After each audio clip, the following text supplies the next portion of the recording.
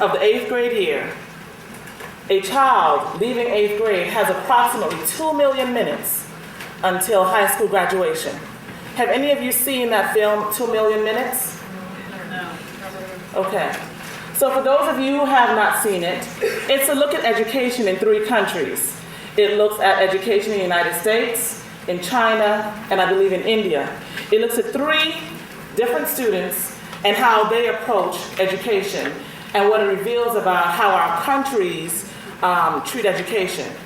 And so if we think for just a minute about 2 million minutes from the end of the 8th grade year until high school graduation, that's really not a lot of time. It's not. And as educators, I know that the clock starts ticking for us at the start of the school year. We measure our time by how many weeks we have until the end of the grading term, how many weeks we have until the start of the next semester, and how many weeks we have before the beginning of the CRCT in this case. But as these words indicate, there is so much more at stake, because with 2 million minutes, you're talking about the time that that child has transitioning from teenager to adult. So if that is the time that they have, then it becomes even more imperative for us to make our time count.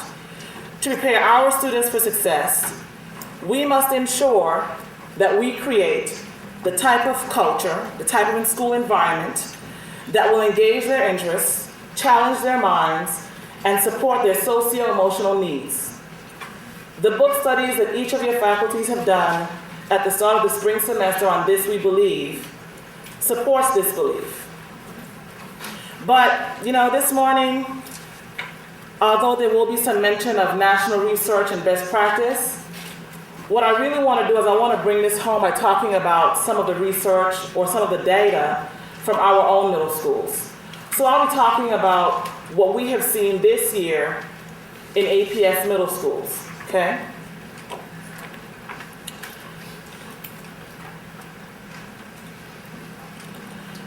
In December 2010 and January 2011, all of our middle schools in APS conducted a self-study. I'm sure all of you participated, and it utilized the schools to watch criteria.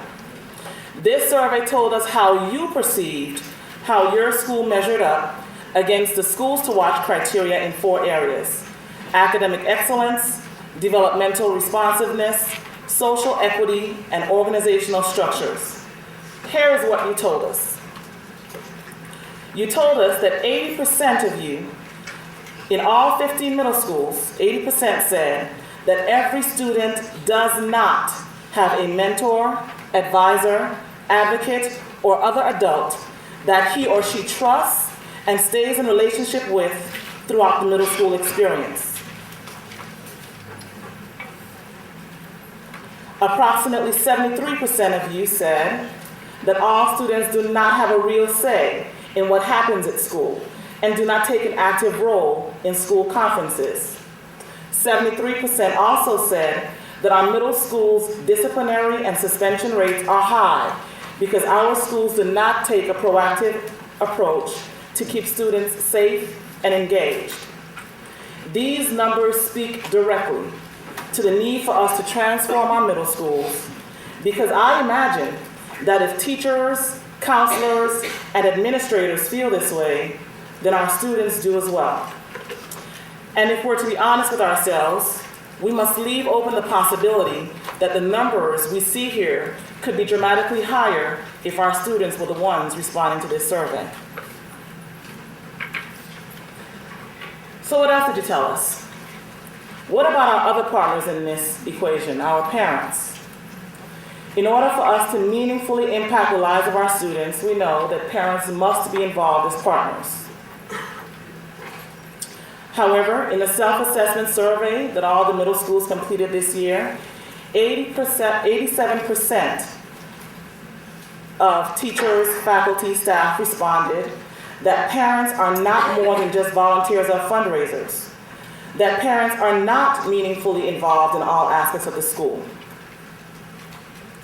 And even more significant, 76% responded that parents are not informed, included, or involved as partners or decision makers in their children's education.